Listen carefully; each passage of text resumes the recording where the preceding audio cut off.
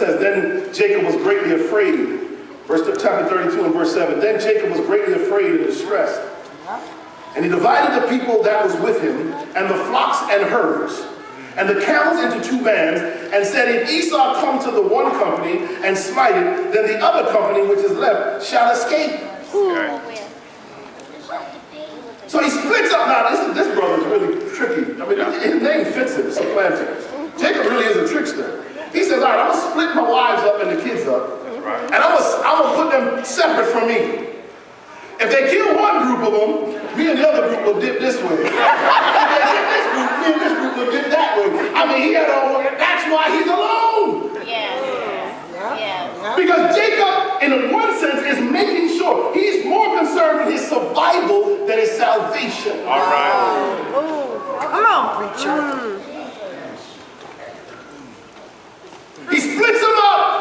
And then he does something else. Look at Genesis 32, verse 13. Because I want to show you that Jacob was a man that just couldn't accept God's promises. His inherent weakness and flaw was that. Genesis 32 and verse 20 and 21 says, and say ye moreover, behold, and you can read 13 to 31 because that's the whole context, but I'll just read these two verses. And say ye moreover, behold, thy servant Jacob is behind. This is what he's telling his servants to tell Esau when they run into him.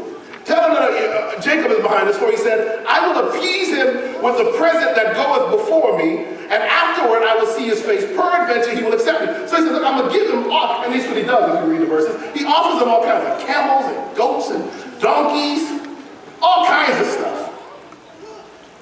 So he says, maybe he'll accept me. And then verse 21 says, so went the present over before him, and himself that night, lodged that night in the company.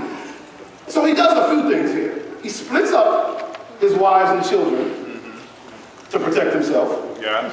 Creates a buffer. He can go either way. Then he says, all right, if I can't outslick him, I'm going to try and buy him. So he starts laying out, and if you read the biblical way the Bible describes it, he doesn't just send presents. He sends presents in waves. There's a first wave of